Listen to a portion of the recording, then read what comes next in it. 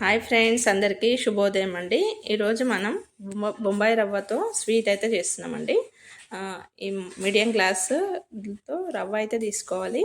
ఈ చిన్న గ్లాస్లో చక్కెర, యాలకులు ఒక 12, నెక్స్ట్ కొన్ని పాలండి. చిన్న గ్లాస్లో హాఫ్ గ్లాస్ పాలు అయితే తీసుకోవాలి.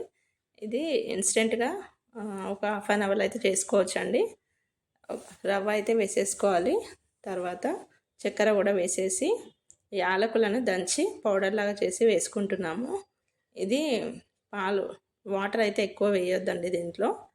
ఇది స్వీట్ చాలా బాగుంటుంది, టేస్ట్ కూడా చాలా బాగుంటుందండి. పాలు వేసేసి ఒకసారి బాగా కలిపేసుకొని తర్వాత కొన్ని వాటర్ వేసి కలుపుకోవాలండి.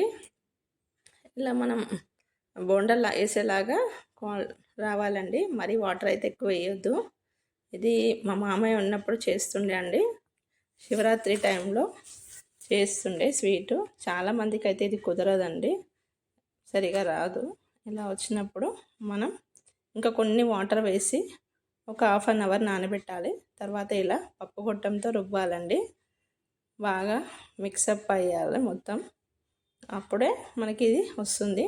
ఇందులో డ్రై ఫ్రూట్స్ కావాలంటే వేసుకోండి. నేనైతే ఇప్పుడు కిస్మిస్ ఒకటే వేస్తున్నాను దీంట్లో. బాగా కలిపేసుకొని కడాయిలో ఆయిల్ అయితే వేడి చేసుకోవాలి. చిన్న చిన్న లడ్డూలాగా చేసుకోవాలండి, ఉండల్లాగా. వేడి వేడి ఆయిల్లో వేసేసుకొని మనకి రెండు వైపులా ఫ్రై చేసుకుంటే స్వీట్ అనేది మనకి రెడీ అవుతుందండి. కొంచెం సోడా వేసేసి మొత్తం మళ్ళీ ఒకసారి కలిపేసుకొని ఇప్పుడు మనం ఇవైతే వేసేసుకుందామండి. ఆయిల్ అయితే వేడైంది. ఇలా చిన్న చిన్నగా ఉండల్లాగా వేసేసుకొని కొంచెం కాలినాకనే తిప్పాలండి. తర్వాత రెండు వైపులా ఫ్రై చేసుకోవాలి.